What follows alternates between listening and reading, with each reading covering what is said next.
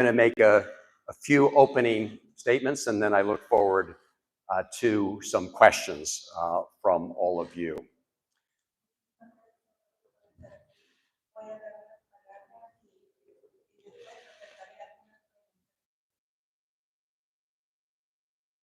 I think we better wait for the interpreter's microphone to work. As you know, the Trump administration has admitted in a federal court in the United States that they had erroneously abducted Kilmar Abrego Garcia.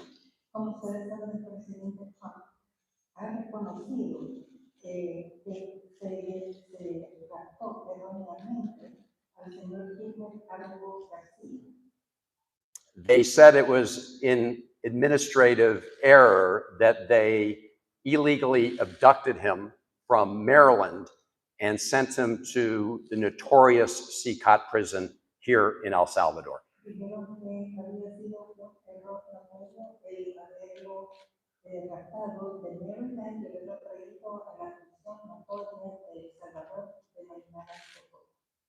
But instead of admitting the problem and fixing the problem that they told the judge they had committed and bring him back to Maryland and to those court proceedings, instead they berated the Trump administration lawyer who told the truth to the judge and to the court.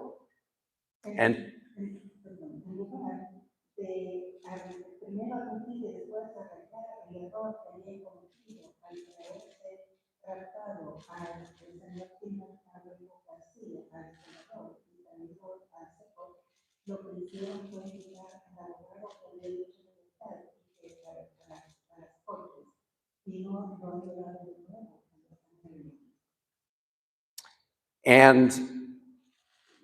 then the Supreme Court of the United States, by a vote of 9-0, said that the Trump administration had to facilitate Mr. Abrego Garcia's return to the United States.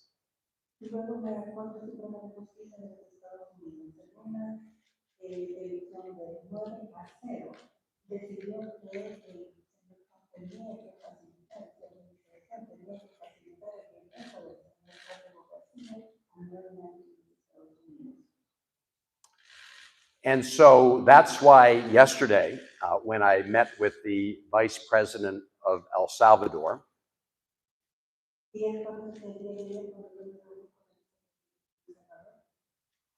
I asked him not to be complicit in the Trump administration's law-breaking in the United States of America.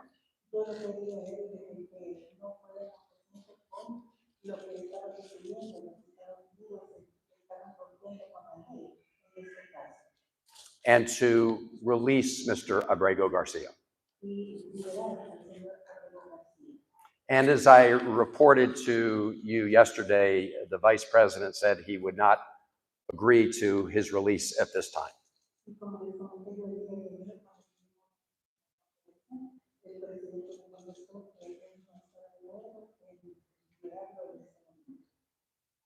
So I asked that, in the interests of mercy, at least allow his wife or his mother or his lawyer to contact him in prison to check on his well-being.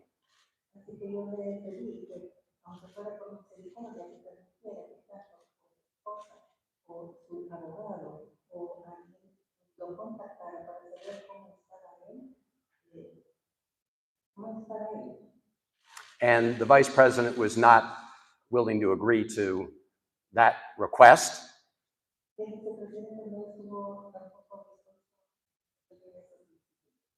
So today, I tried again to make contact with Mr. Abrego Garcia by driving to the CCOT prison. I was accompanied by Chris Newman, who is the lawyer for Mr. Abrego Garcia's wife and mother.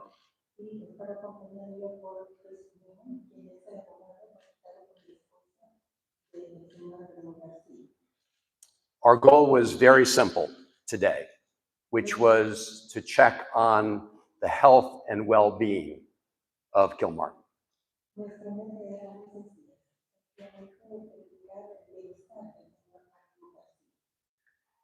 But we were stopped by soldiers at a checkpoint about 3 kilometers from the CCOT prison.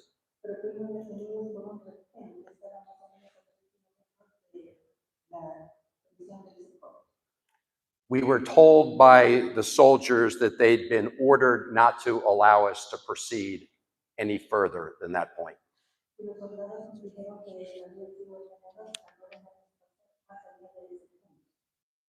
I should point out that since Mr. Abrego Garcia was illegally abducted and sent to CCOT, he has had no communication with anybody on the outside.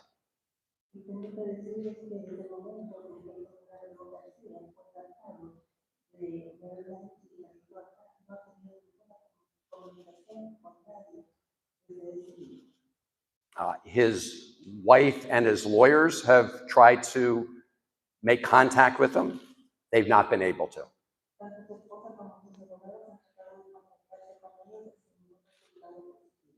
His mother wants to make contact with him. She's not been able to. And I, of course, have tried to make contact with him because he resides in the state of Maryland, and that is where his wife and mother and brother also reside.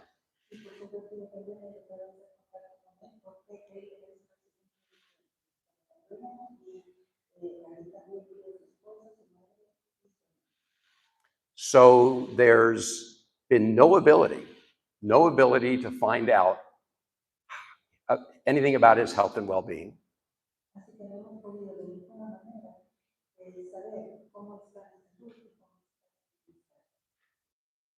The U.S. Embassy here has not been asked by the Trump administration to inquire about his health and well-being.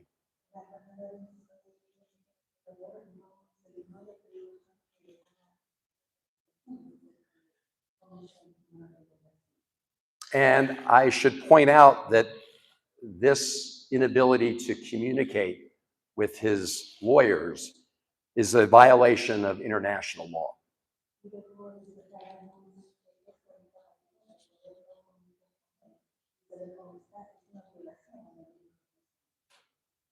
El Salvador is a party to the International Covenant on Civil and Political Rights.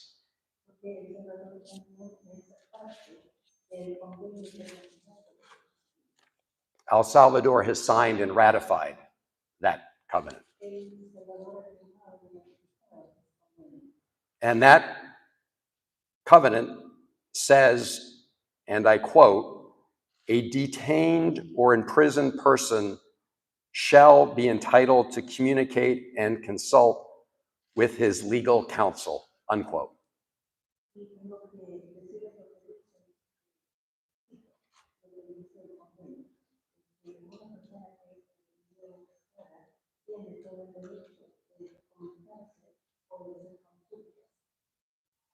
I should say also on this trip, I met with some representatives of human rights and civil society groups.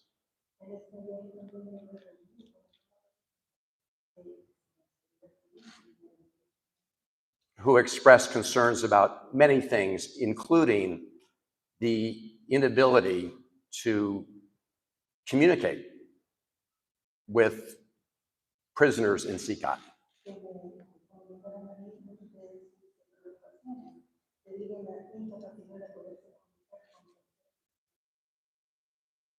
I also met with the terrific American Embassy team here in El Salvador during my visit.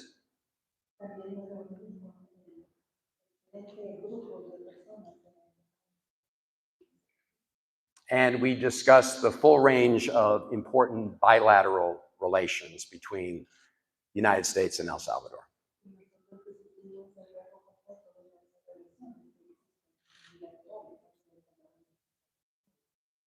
And I can tell you the people of the United States want to have very good and strong relationships with the people of El Salvador.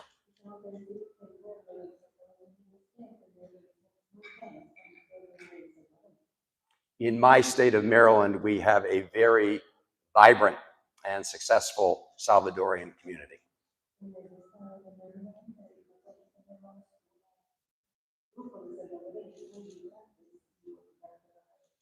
And they contribute greatly to our state. And so we'd like to see more economic relationships, stronger economic relationships and investment in El Salvador from the United States.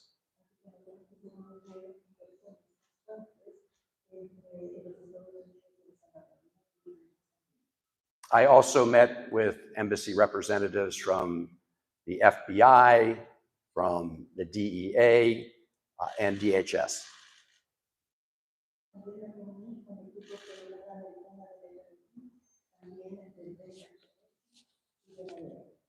And we have a long-time common goal between the United States and El Salvador to crack down on transnational gangs like MS-13.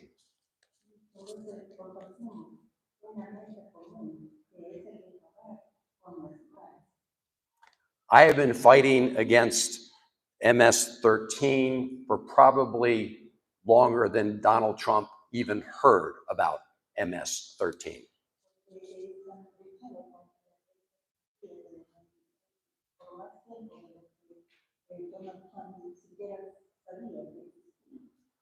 And they're trying to make this case about Kilmar all about MS-13. When in fact, the judge in the case has said they've not provided substantial or any significant evidence to back up their claim.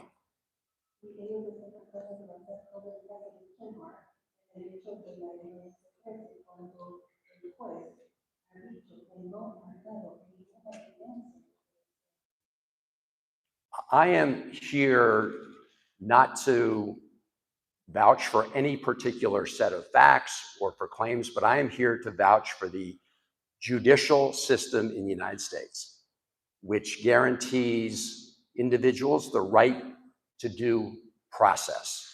And that is the difference between being illegally detained and abducted, like Kilmar Abrego Garcia, and the right to have your day in court and present the facts. Everybody gets to present the facts to a judge, and the judge has looked at those facts and so far concluded that Mr. Abrego Garcia was illegally abducted and taken out of the country and now sits illegally in CICAT prison in El Salvador. And we need to make sure that the court system works and due process works, because if you take it away for any individual, it's a very short road to taking it away for every American.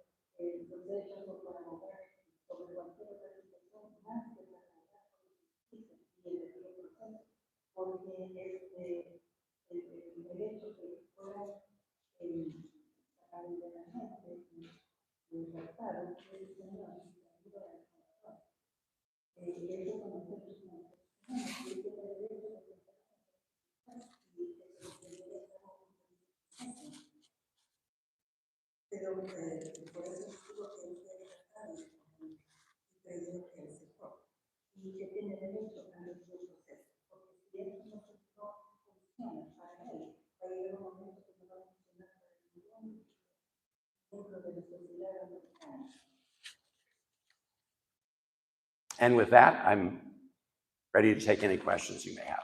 En este momento vamos a abrir la oportunidad de prensa de preguntas y respuestas. Por favor, les pido que se identifiquen con el medio que representan y digan su nombre, por favor. Yes. Senador, no logró su objetivo, era reunirse, ver la comisión que estaba Abrego Garcia. Usted solicitó volver a El Salvador en un corto tiempo debido a que no pudo verlo.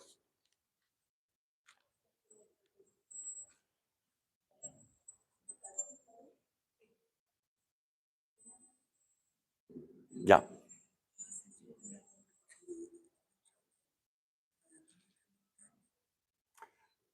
So I do intend to keep at this until we ensure that Mr. Abrego Garcia has his rights to due process, which is what the courts of the United States have called for.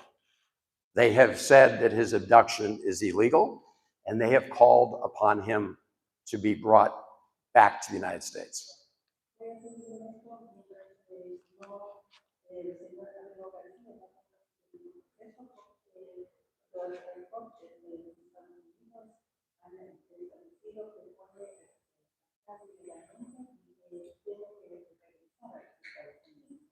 So I will keep at this, but I can assure you that while I may be the first senator and first member of the United States Congress to come here to El Salvador in this case, I certainly will not be the last. There'll be many more coming.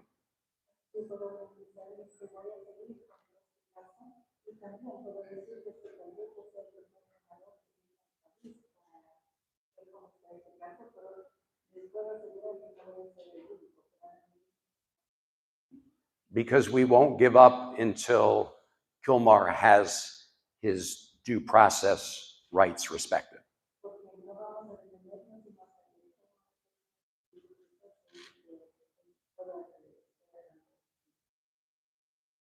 Siguiente pregunta. Senador, buenas tardes. Fernando Morales de Canal 12. Gusto saludarlo. Tengo una consulta. ¿Qué impacto podría tener este caso en la cooperación bilateral entre ambos países, como la migración, lucha contra el crimen organizado o asistencia económica, y qué acciones diplomáticas o legislativas se podrían tomar en contra de El Salvador si se sigue ignorando a la justicia estadounidense? Well, as I said in my opening statement, I think people of the United States want to have a very good relationship with the people of El Salvador, and that includes expanding our economic relationship.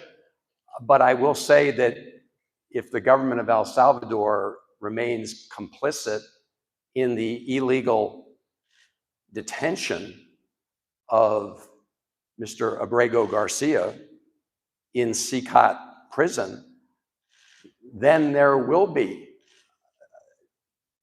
I think, actions proposed, certainly, to take until we resolve this very important issue.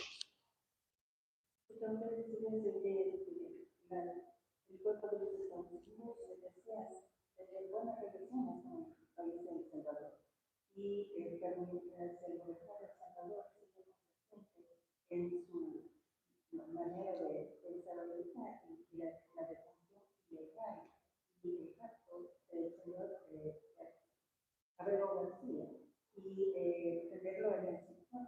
Entonces van a haber propuestas de acciones que se van a tomar. Because American taxpayers' dollars should not be used in a way that violates the court orders of the United States.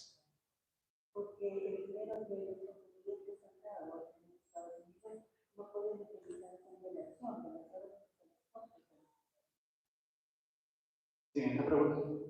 Buenas tardes, senador. Les saluda también Abrego Garcia. Sobre la visita que usted quería realizar este día al sector, ¿la embajada le ayudó en algún momento a gestionar esa visita o también solicitó esa visita a casa presidencial directamente y no fue concedida la entrada?